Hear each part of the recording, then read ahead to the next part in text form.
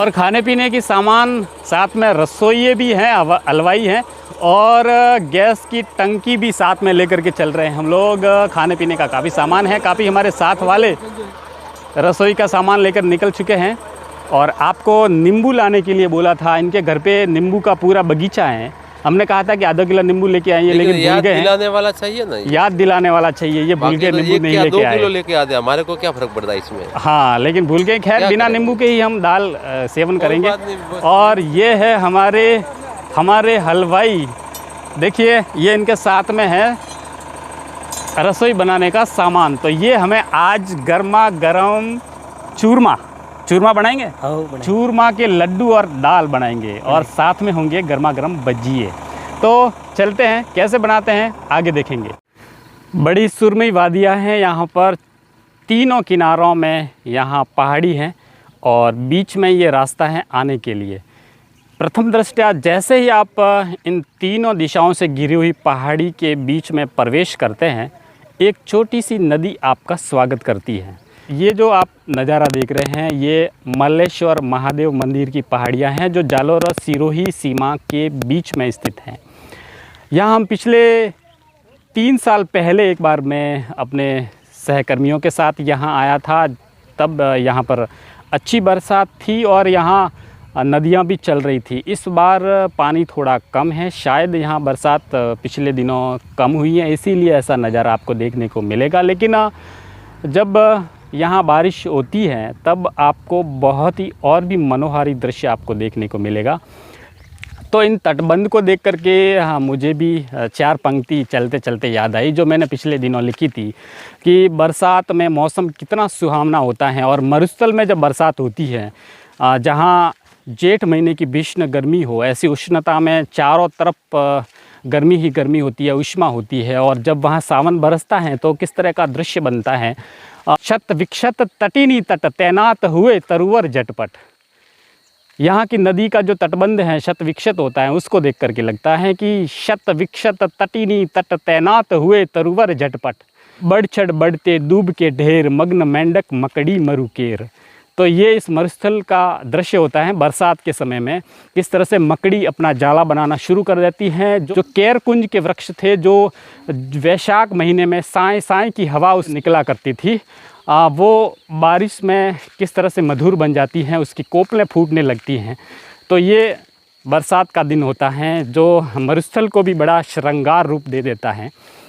तो हम लोग ऐसी सुरमई वादियों के बीच पहुँचे हैं और चारों ओर बिल्कुल शांति है।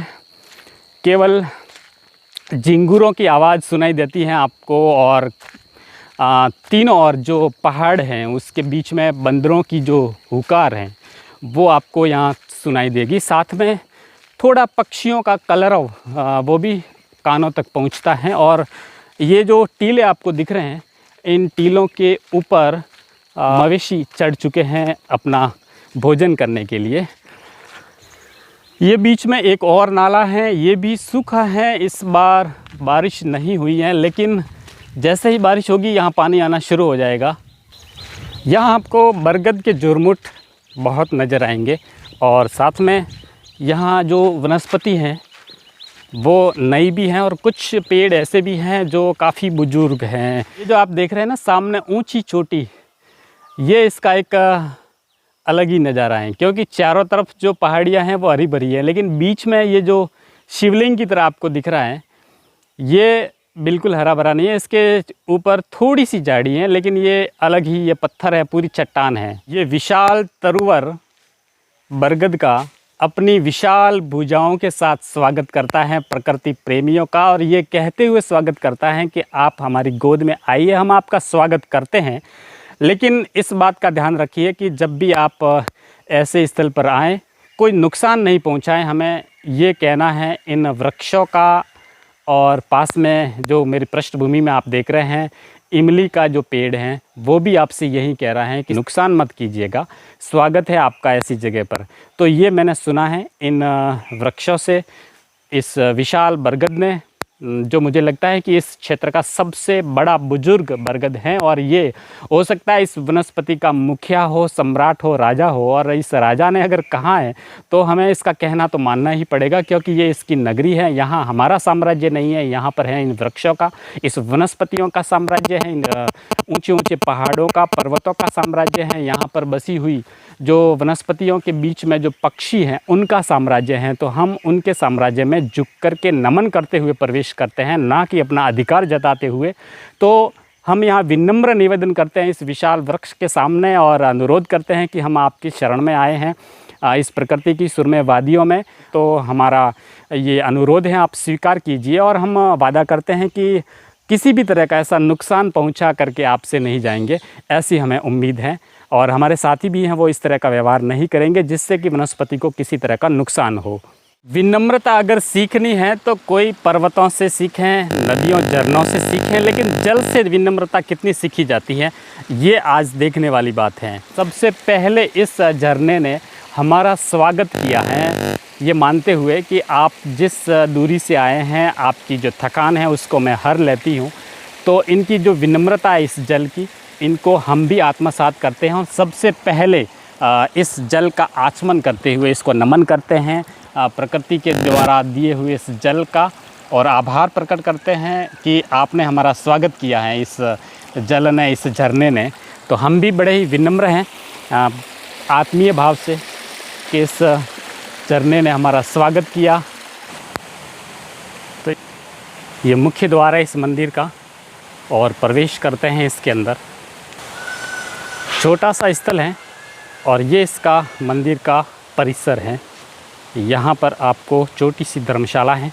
दोस्तों ये है मालेश्वर महादेव मंदिर का परिसर और यहाँ आप देख रहे हैं ये इस भवन की ऊपरी छत है और मेरे चारों तरफ आप देख रहे हैं बड़ी ही गहरी और हरी भरी झाड़ियाँ हैं। बड़ा ही शानदार दृश्य मैं अपनी आँखों के सामने देख रहा हूँ और आपको भी दिखा रहा हूँ। और साथ में मैं दिखा रहा हूँ आपको एक ऐसा शिखर जो बिल्कुल शिवलिंग की तरह है। ऐसा लग रहा है जैसे पनडुब्बी का शिखर हो, उस तरह का इसकी आकृति बनी हुई है। चट्टान है शिवलिंग की तरह का बना हुआ। तो यहाँ से जो झरनों के रूप में इस पर्वतों की चट्टानों से पानी रिसता हुआ बाहर आ रहा है। और ये जो मैं आपको दिखा रहा हूँ वो मंदिर है, मुख्य मंदिर है। इसकी ये जो शिखर ध्वज है ये उसका ऊपरी हिस्सा है। साथ में मैं आपको दिखाऊंगा कि इसके मंदिर की पृष्ठभूमि में झरने चलते हैं और उस झरनों की आवाज़ मैं आपको सुनाने जा रहा हूँ। तो चलिए देखते हैं कि यहाँ पर झरने कितने शांत, बढ़िया ही आनंददायी झरने चलते हैं। और ये हैं झरनों की आवाज़, संगीत आप सुन सकते हैं झरनों का। बड़े ही पत्थर हैं यहाँ पर, नुकीले पत्थरों के बीच से ये झरना चलता है। ऊंचे ऊंचे पेड़ हैं यहाँ। अर्जुन और इमली के पेड़ आपको देखने को ज़रूर मिलेंगे। अमलतास भी हैं और साथ में यहाँ सीताफल और बेर के भी वृक्ष यहाँ पर बहुत सारे हैं।